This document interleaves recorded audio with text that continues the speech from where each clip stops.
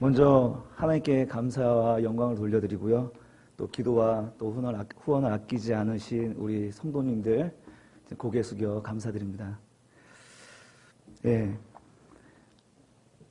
매일 한 10명, 10명 미만의 아이들과 또 성인들 앞에서 설교하다가 오랜만에 또 이렇게 군중들 앞에 서니까 감당할 수 없는 감격과 두려움과 떨림이 있습니다. 예, 이게 곧 기대가 되었으면 좋겠습니다. 예, 창세기 12장 1절 3절 그 말씀으로 너는 복이 될지라 이런 말씀으로 개척을 시작했습니다. 드디어 제가 담임 목사로 서는구나. 하룻강아지 법무서인 줄 모르고 그런 기대로.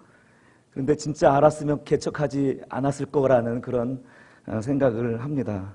뭘 모르기 시작하는 게 개척이구나 이런 생각을 하는 나날이었습니다. 쉬웠다는 말인가요? 아니면 어려웠다는 말인가요? 예, 많이 좀 어려웠습니다. 예, 정말 뭘 해야 될지 정말 모르는 그런 상황들의 연속이었고요. 개척의 분명한 소명은 있지만 보여주시진 않는 거예요. 예, 이거 해라 저거 해라 이런 어떤 그런 비전과 소명이 분명하면 순간순간 당황하지 않고 이렇게 갈 텐데 그런 일들이 당황스러운 일들이 참 많이 발생합니다. 그런데 앞이 보이지 아니할 때 이제 새벽은 제가 다시 용기를 내고 힘을 내는 그런 시간이죠. 그래서 그때 새벽마다 기도하고 또 묵상하면서 하나님의 위로의 말씀을 기다리는데 하루는 이제 그 마태복음 16장 18절에 베드로의 이야기, 그 이야기가 마음에 큰 은혜가 되면서 위로가 되더라고요. 우리 한번 마태복음 16장 18절 한번 보시겠어요? 시작. 또 내가 내게 이르노니 너는 베드로라. 내가 이 반석 위에 내 교회를 세우리니 음부의 권세가 이기지 못하리라. 아멘. 베드로에게 너는 베드로라. 그리고 반석이란 말을 하면서요. 그래서 이제 원어 성경을 딱 뒤져봤더니 페트로스 그리고 페트라, 베드로라 하는 페트로스에게 반석이 되라. 너는 반석이다 하면서 페트라다 얘기를 해주는 거예요. 이 베드로란 이름은 사실 예수님이 주신 이름이거든요. 너는 이 교회의 반석이 될 거라는 분명한 비전을 진작에 줬는데 아직 자신에 대한 그런 존재감, 자존감이 약했던 거죠. 그러면서 예수님이 너는 반석이야. 그냥 떼어낸 돌 정도가 아니라 그 위에 커다란 교회, 커다란 건축물이 세워질 반석이야. 그 정체성을 주님께서 회복시켜 주시는 거죠. 이 장면을 보면서 너무 감사하더라고요. 여러분, 아브라함도 이름이 아브라함으로 바뀌지 않습니까? 하나님께서 그를 부르실 때 너를 통하여서 열국이 복을 받겠다 말씀하시지 않았습니까? 그런데 그에게 다시 아브라함이라는 이름을 주십니다. 왜요? 자기 자신에 대한 정체성을 잊고 사는 거예요. 너는 열국을 복을 주는 사람인데 왜 그냥 단지 큰아버지 정도? 아브라함이란 뜻이 큰아버지 정도거든요. 그 정도밖에 그런 존재감을 가지고 살아가느냐 이런 거예요. 그럼 내 이름은 뭐지? 나는 어떤 존재일까? 이런 생각에 이제 잠시 상념에 빠져 있었는데 제 이름을 한번 풀어봤습니다. 한번 PPT 되면 한번 보여주시겠어요? 예, 제 이창남의 한자 말인데 이건 지극히 개인적인 은혜입니다. 여러분 뭐 신비주의 뭐 이렇게 생각하시면 안 돼요. 예, 나무 아래 아들 하나가 있네요. 본래 아들이 둘이었는데 하나가 하늘나라 갔습니다. 나무 아래 아들이 하나 있습니다. 그리고 그 다음에 날 일자에 말씀할 자인데 창성할 창자입니다. 하나님께서 태초에 빛이 있으라 하시는 그 말씀으로 창성하라 말씀하시는 거예요. 어디에서요? 다음에 남쪽인데 남역인데 거기에 집을 짓고 십자가를 꽂고 양을 치라는 거죠. 하나님께서 이 남쪽 2시간 걸려서 내려간 그 충남의 지역에 나를 보내신 건 하나님의 뜻이었구나 이런 생각을 하면서요. 그 새벽에 막 껄껄껄 웃으면서 얼마나 위로를 받았는지 모릅니다. 여러분, 자존감을 회복합시다. 여러분 떼어난 돌이 아니라 반석이십니다. 여러분을 통하여서 열국이 복을 받을 것입니다. 저를 통하여서 세종시가 새바람이 일어날 줄로 믿습니다. 자, 이후로 이제 자존감이 세워지면서요. 나는 이제 사람을 변화시키는 설교자가 될 거야.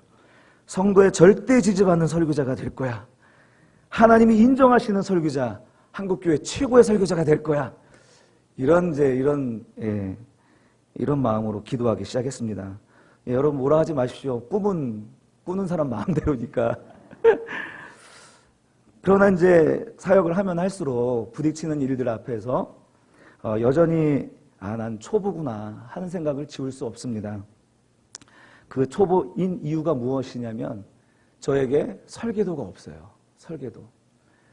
교회를 건축하든 우리 집사님들 잘 아시겠지만 건축할 때요. 설계도가 굉장히 중요해요. 그 키예프 지방에 성 소피아 성당이 있는데요. 그게 6년 동안 하루에 1만 명씩 투입이 되어서 지은 건축물입니다. 근데 무려 그 설계도를 10년 동안 설계를 했다는 거죠. 건축은 2번 하는 거예요. 설계를 통해서 그리고 건축을 통해서. 그런데 제 자신을 돌아봤을 때 설계도가 있느냐? 없는 거예요. 없는 거. 아직 멀었구나. 그리고 또 하나는 목회의 미숙함입니다. 지금까지 2가정이 등록했습니다. 총 인원을 합치면 배가 했습니다. 우리 식구가 5식구인데 6명이 등록했습니다. 예? 배가 쉽네요. 여러분도 배가 하시기 바랍니다. 그런데 이 성격이 정반대의 이 2분이, 한 분은 간딱 명료, 명확해요. 말이 빠르시고 핵심만 다 꼬집어내시는 능력이 있는 분이에요. 근데 또 이제 새로 오신 집사님은 말이 꼬리에 꼬리를 물고 계속 얘기하시는 분이에요. 그래서 식사하시는데 요점이 뭔데? 그래서 뭐라고? 계속 이러는 거예요. 야, 이거 완전히 이 사이에서 제가 이게 중심을 못 잡겠더라고요. 이 2 사람 사이도 내가 중재를 못하고 조율을 못하는데, 야, 이거 굉장히 떨리고 이제 2 가정 등록했는데 이거 풍비박산 나는 거 아닌가? 굉장히 미숙함을 많이 느꼈습니다. 목사님들이 100명, 1000명, 10,000명 목회하시는 분들 속은 속이 아니겠구나 이런 생각을 하면서요. 저의 미숙함을 많이 경험하게 됩니다.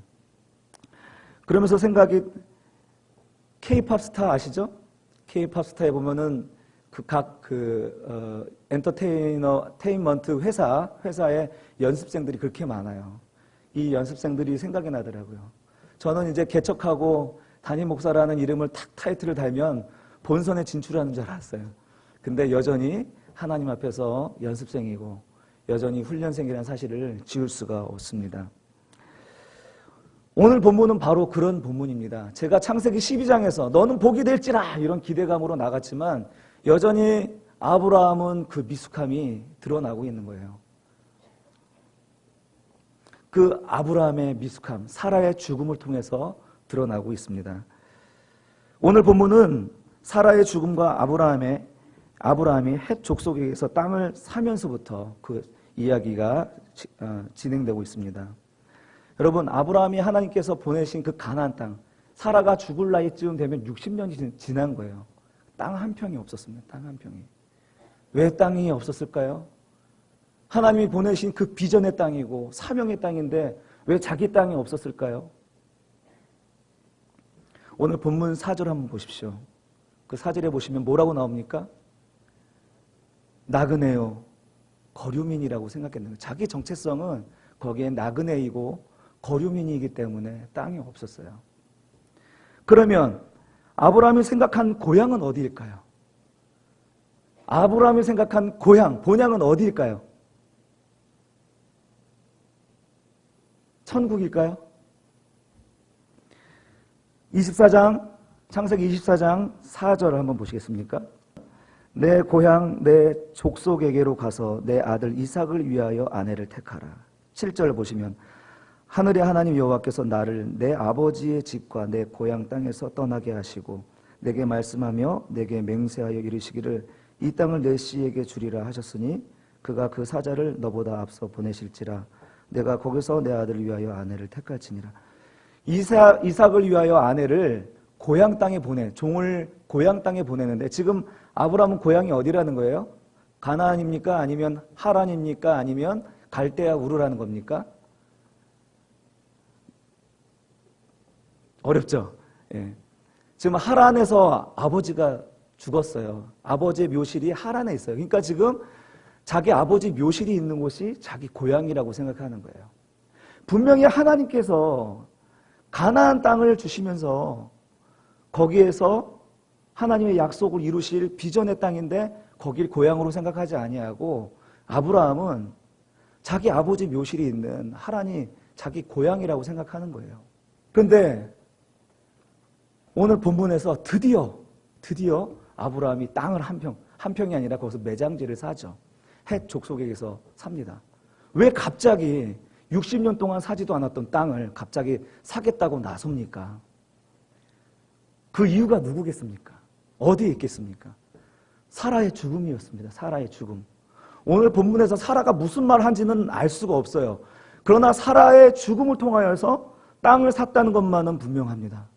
그가 죽으면서 무슨 말 했을까요?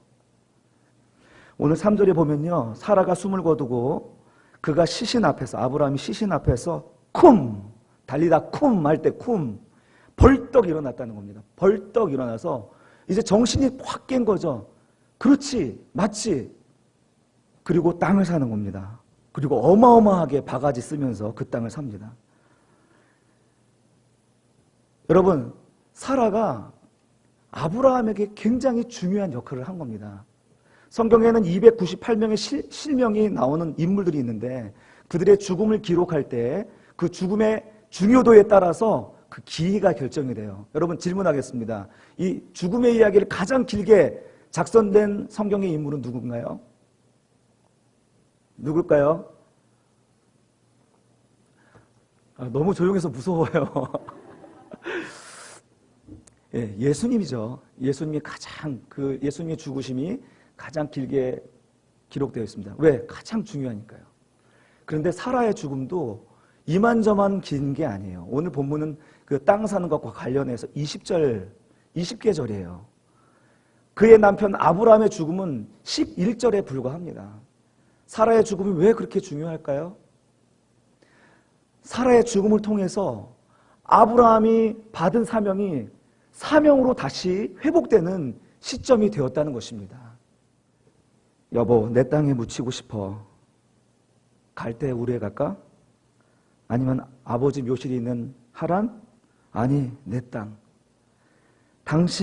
당신이 하나님께 받은 땅, 당신이 약속으로 받은 땅에 나 묻히고 싶어. 이렇게 말하지 않았겠습니까? 그래서 생각나는 찬양이 있어요. 그래서 당신은 하나님의 언약 안에 있는 축복의 통로, 당신을 통하여서 열방이 주께 돌아오게 되리. 할렐루야. 사라는 잊지 않았습니다. 하나님의 언약이 어떻게 이루어질지는 잘 몰랐지만 그래도 아브라함에게 주신 그 약속, 그 언약 이루어질 것을 붙들면서 살아왔다는 것이죠. 그가 비록 기록된 내용 가면 이방 여인을 남편 침실에 밀어넣든지 하갈과 이스마엘을 잔인하게 포갑했든지 이런 여러 가지 부정적인 모습이 있지만 사실 그는 언약을 붙잡고 살아왔고 결정적인 순간에 아브라함의 사명을 회복시켜준 귀중한 일을 했다는 거예요. 그래서 히브리서 11장에 보면 믿음의 대표 경주자들이 나오는데 그 가운데 사라가 6번째 주자로 나오는 거예요. 6번째 주자로. 여러분, 사라가 대단한 일을 했습니까? 그러나 그가 약속을 기억하고 약속을 붙잡고 자기 남편 아브라함을 일깨워 주었기 때문에 우리의 어머니로, 우리의 영적 어머니로 섬길 수 있는 것입니다. 저는 아브라함의 약속을 붙잡고 개척을 시작했습니다. 그러나 아브라함이 여전한 나그네요, 거류민이고 히브리인이라는 그런 정체성으로 불리웠던 것처럼 저 역시 서울 사람이고 그리고 분당 사람이고 외지인이라 불리는 그런 낯선 이방인은 아니었든지 내가 거기에 뼈를 묻을 생각은 하지 아니하고 하나님의 사명, 그저 내가 선교사처럼 왔다 가는 그런 정도의 목회로 생각한 것은 아닌지 이 말씀을 통해서 다시 돌아보게 되었습니다. 사랑하는 성도 여러분, 사라가 있었기에 아브라함이 아브라함다워질 수 있었던 것처럼 하나님의 말씀이 우리 안에서 계속 기억되어지고 그 말씀으로 말미암아 우리가 있어야 할 곳, 그곳이 하나님이 부르신 장소라는 것을 우리가 믿고 살아간다면 바로 그것이 우리 하나님이 약속하신 본향인 줄 믿습니다. 히브리서 11장 16절 이하에 보면은 이 사람들을 더 나은 본향을 찾는 사람들이라고 이야기하고 있습니다. 더 나은 본향. 여러분, 우리에게 더 나은 본향은 무엇일까요? 저는 오늘 본문을 통하여서 하나님의 언약을 기억하고 내가 있는 곳을 하나님이 부르신 장소라고 믿고 거기서 뼈를 묻을 생각을 가지고 하나님의 나라를 위하여서 헌신하고 수고하는 그 사람이 바로 더 나은 본향을 사모하는 자라고 저는 믿습니다.